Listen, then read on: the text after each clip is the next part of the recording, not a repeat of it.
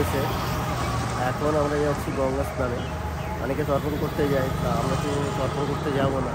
তো এখন ভাবলাম যে ঘুরে আসি গঙ্গা স্নানে কী হয়, সবাই অনেক লোকজন যায়, বাড়ির পরিবারও অনেকে যায়। সেই জন্য আমরা সেগুলো আমাদের ব্যাটারি স্কুটি নিয়ে বেরিয়ে গেলাম পালসার 150।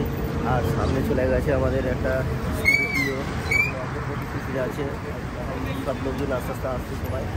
চলো ওখানে গিয়ে দেখা হচ্ছে, আর কী কী হয় না হয় সব কিছু দেখাবো। রাস্তায় আস্তে আস্তে বৃষ্টিও শুরু হয়ে গেল আমাদের।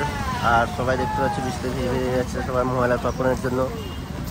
আমাদের আর বেশি বাকি নেই, পিছল ঘাটের কাছাকাছি চলে এসেছি আমরা। আর আমরা যাবো এখন গঙ্গা স্নানে। চলো দেখা যাক।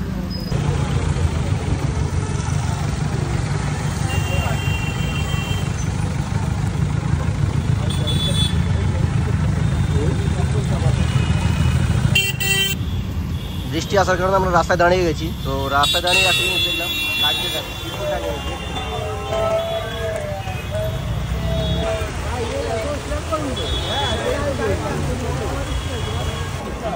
আমাদের তর্পণ করে কমপ্লিট হয়ে গেছে।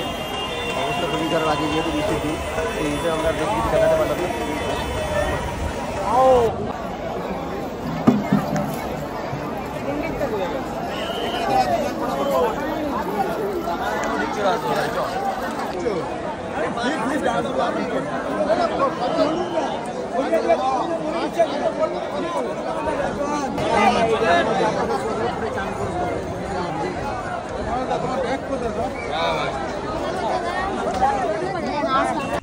বৃষ্টির জন্য সমস্ত কিছুই আমাদের বন্ধ করতে হয়েছে। শুধুমাত্র কিছুটা ফুটেজ নিয়েছি, যেটুকু নিয়েছি সেটুকুই তোমাদের সাথে শেয়ার করলাম। তো দেখা হচ্ছে নেক্সট ব্লগে।